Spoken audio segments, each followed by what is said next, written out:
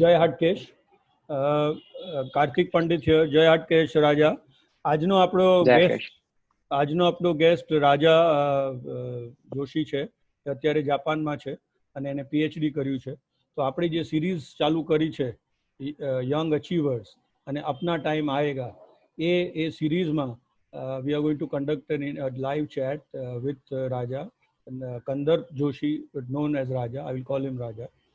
Raja is son of Snehal Joshi and Rakesh Joshi, who are stationed in Baroda and who are working with who's working with IPCL, and Snehal is a housewife. Welcome, Raja, to the show.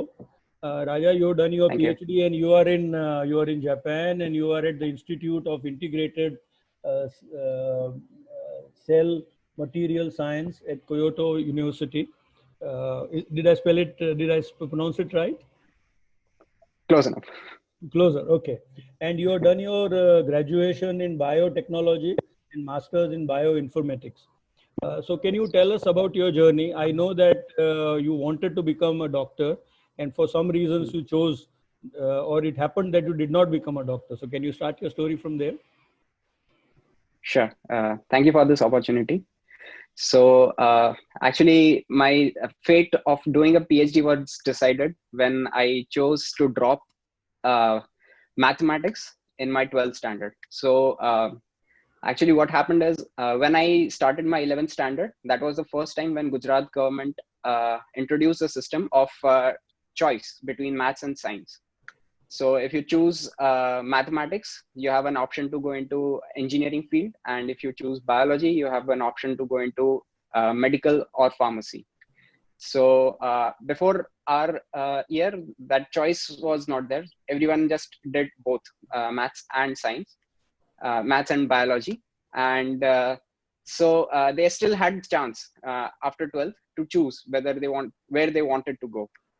But during our time, it was we had to take a choice, and I decided to go for biology because since childhood, I always wanted to be a doctor. But somehow I could not achieve the necessary percentage in my 12th to enter into medical field. I did try for national level entrance exams also after my 12th, but that also did not pan out as I thought it would. But in the meantime, I had joined a bachelor's course in biotechnology. So as more and more time I spent in the bachelor's of biotechnology, I realized that this is something I'm really good at. So this is I'm grasping the concepts very clearly. All my training of in my 11th and 12th, which I did, all that was being now applied here, and I was gaining more knowledge on top of that, and I was gaining more not just knowledge but also specialization in certain fields. So your journey, which could have been into medicine, started into a different field. How did you feel at that Yes. time? What were the feelings that you went through? Because you must have been a young guy. You tried with your marks, you tried with your entrance, but the both levels did not work out as per your aspirations then. So can you tell us something about that phase of your life? So definitely there was some disappointment and frustration with myself that in spite of trying, I could not get something. But at the same time, I was in an exploratory mode, right? So I did not see it as an end of the world because I did not get into a medical field or a doctor like in that. I always kept my options open, and I always what drove me was my passion to learn something new and my ability to create something new.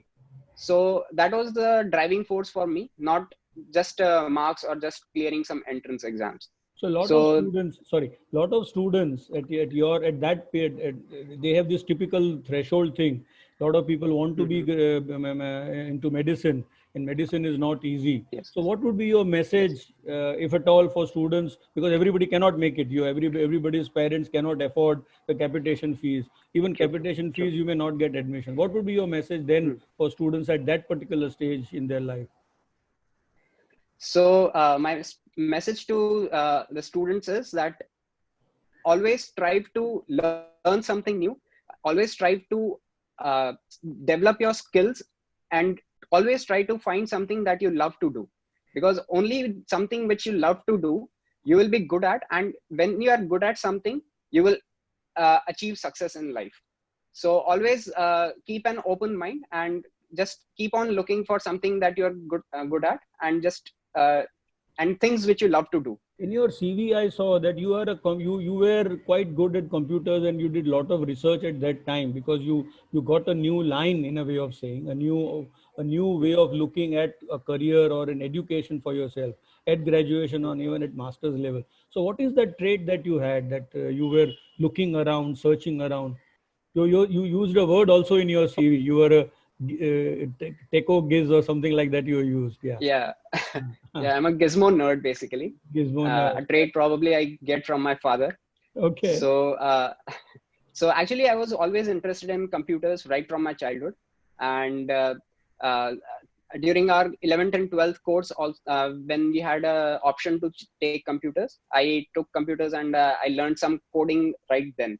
Oh. So actually until 10th and 12th standard there was no coding per se. All we learned is Microsoft Excel and stuff like that. But see how One thing which I and see how things sorry are changing. Coding up is going to come now with the new education policy, right? In standard exactly, seven or eight. exactly, See how things are moving exactly. fast. How things are changing. Yeah.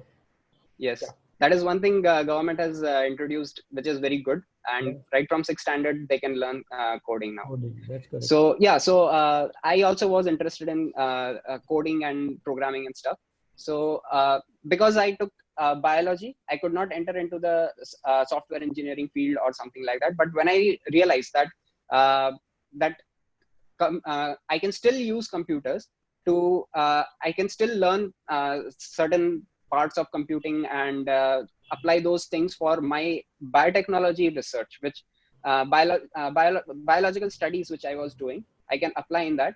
Uh, and then I searched more, and I realized that there is a whole field of bioinformatics which uses computer science and data science and merges it with uh, biotechnology. And this is a interdisciplinary subject. So that got me more interested. I started looking for more uh, options, how I can pursue that. And then that's how I jumped from biotechnology to bioinformatics. Yeah. And in my So I know masters, you did your yeah. I you did your graduation in Baroda, and then you did your yes, masters also in Baroda. graduation, bachelor's I did in Anand, SP University, Okay. Mm-hmm. and then masters was in MS University. That is in Baroda. And then for your PhD, I know for long years you were away from family, and your PhD took how Yes. many years? So my PhD was around 6 or 6.5 years. So tell me about your experience of staying away, a fresh postgraduate, away from family for 6, 7 years in a place like Delhi. And Delhi is not a place for a non-North Indian, if I can say that. So tell Yes. us about some of those days quickly, if you can. So it was a journey of ups and downs. Obviously, I so initial days I used to get homesick very easily, but then as I got more involved with the process of doing the PhD, the research, so gradually that receded a bit. And one thing I would like to say about PhD is the best teacher in terms of life experiences. All sorts of life experiences you will get in while you are doing PhD, because PhD is not a defined thing that it's not like a master's course that you have 4 semesters, 4 final exams, and you're done. It's more like an exploration of not just the research of the subject you are doing, but also of yourself. You discover yourselves in So there a was lot lot of of ways. learning away from family in terms of living Yes. alone and in terms of also what you were trying to pursue. And you were lucky because you found your life partner in Delhi again, isn't it? So it was destined to happen that way. Congrats for that. I know you got recently married. What, about a year and a half now? Yeah, in a year. In a year, right? Tell me about your move to Japan and what you actually do there. And in your CV, as I found something very, very interesting, very encouraging, and I feel very, very proud and happy that it is you are a youngster like you saying that you always wanted to be a teacher. One, and two, you wanted to do something to give back to the society. Now that's a very, very tall order from a young generation representative like you. So we would definitely want to hear about that and about your move to Japan and what you're actually doing in Japan. Okay. So yeah, so actually I had privilege of being under tutelage of many fantastic teachers myself, and that is something I always saw myself doing right from my bachelor's. That I want to teach, I want to give back to the next generation. There are some flaws or drawbacks in the previous generation which I want to correct in now, and I want to improve on those things, and I want to transmit something new and better So to if the there coming was one generation. thing, so if there was one thing, you said there are flaws in the previous generation, and this is for Mhm. the previous generation, for the parents especially, who Uh, aspire from, yeah, it's for the parents, right? no, no, actually, it was about the teachers. Teacher, Like teacher. Okay, there I are get some it. teachers who are uh, who will just take not. I mean, they are not passionate about what they are doing. They don't Okay. want to teach. They just want to come to the class, do their job, It's a and job then for be them. done with It's a it. job for. So if Yeah. there was one thing, oh, you already said that maybe the teachers could be more involved in what Yes. they are doing. Yeah, you already said that. Yes. Yeah, yeah. Sorry, I interrupted you. Yeah, go ahead. Sorry. No, no, it's okay. So yeah, so that is something I wanted to improve upon and take it forward. And actually, I if I want to impart something to the next generation, I want to be skilled, and I want to be capable enough to do that. So that is what motivated me to get a PhD, and then after that to pursue this postdoctoral research, which I'm currently doing. Oh, this So is the whole idea postdoctoral behind research. this, So this will be yes. like a PhD on PhD. Can we say a layman term, PhD on PhD? uh, Actually, I don't get any degree after this, but in a way, yes, this is like 2 years of research. At the end Okay. of 2 years, you have to So this produce research something. that you are doing is something which is something on open source drug discovery. Is it something like that or it is different? No, so this was the project which I started immediately after my master's, Okay. right before my PhD. Mhm. So that is something which I did earlier. But right now, I'm working on different aspects of memory and learning. Of uh, in context of animal model systems. So the model systems which are there, for example, mice, the basic biology between a mice and human is not very different, although they are completely different in terms of their evolutionary scale.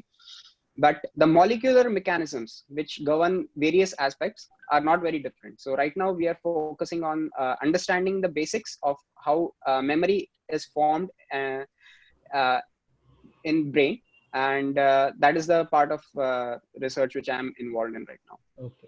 So if you were to give any message to the youngsters, which I'm sure you would want to, and we would like you to give, what are the one or two messages that you may want to give to young aspiring students, especially now the whole education system has changed.